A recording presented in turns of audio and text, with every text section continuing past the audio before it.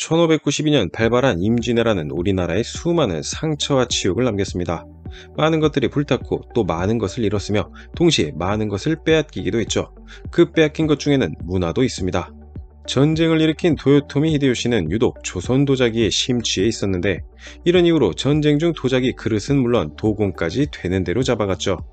당시 제대로 된 도자기를 만들 수 있는 나라는 조선과 중국뿐이었고, 일본은 다도 문화가 자리 잡던 초창기 화려한 중국제 도자기를 사용했지만, 이후 불교에서 선의 경지에 이른다는 이른바 와비차 문화가 자리 잡으며 조선으로 눈을 돌리게 됩니다.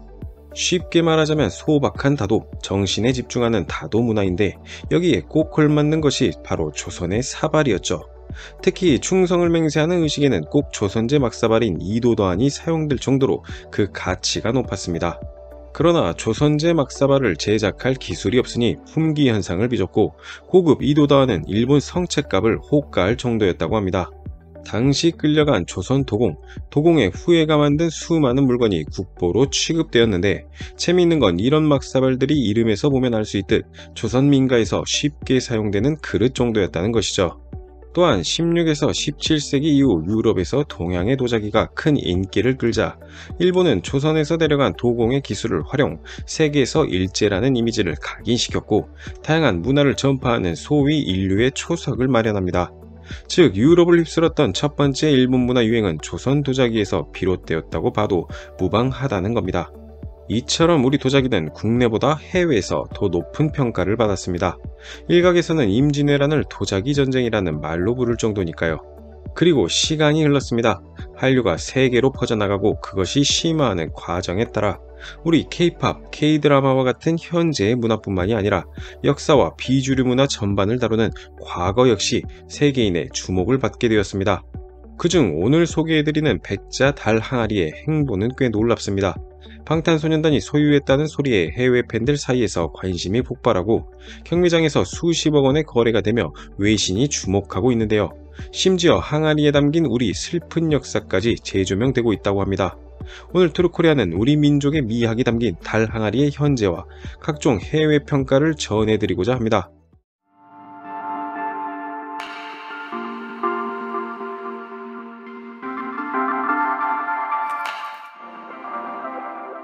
달 항아리는 조선 후기 형성된 커다란 백자 항아리 양식으로 온화한 백색과 유려한 곡선, 넉넉하고 꾸밈없는 형태를 고루 갖추어진 항아리입니다. 매력적인 볼륨감과 질감, 형태, 공간감을 가져 조선스러운 아름다움을 간직하고 있죠. 신기한 건 항아리의 쓰임새에 대해서는 여러가지 설이 있지만 정확히 입증된 것은 아직 없다는 것입니다. 기름이나 꿀과 같은 액체 혹은 곡식을 담는 저장용이나 꽃을 꽂아 장식하는 용도, 궁중에서 간이 화장실 용도로 사용되었을 가능성 등이 제기되었지만 불분명한 상태죠.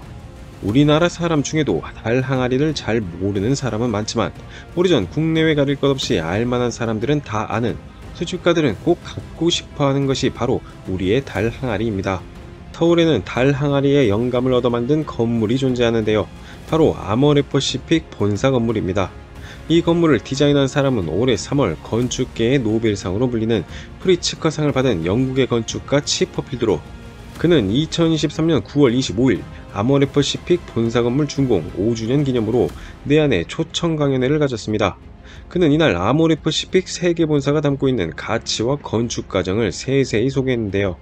치퍼필드는 건물 디자인의 모토가 된 달 항아리에 대해 백자 달 항아리는 한국뿐 아니라 전 세계 문명에 있어서 걸작이라며 정말 특별한 유산이라고 극찬을 남겼습니다.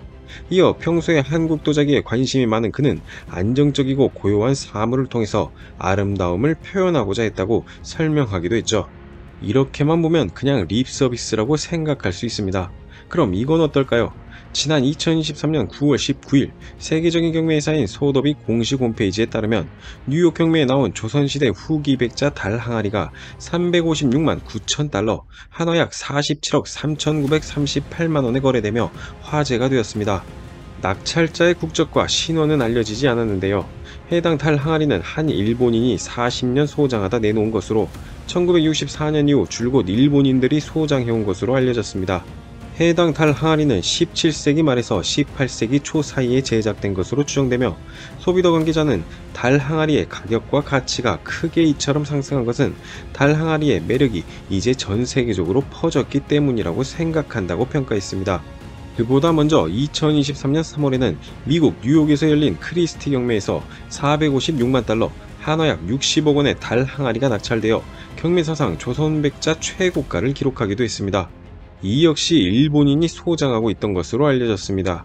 크리스티는 단색의 담백함과 순수함을 보여주며 내면을 중시하는 유교 사상을 반영하고 있다며, 한 번도 보수한 적 없는 훌륭한 상태로 최근 10년 동안 나온 달 항아리 중 최고 작품이라고 평가했죠.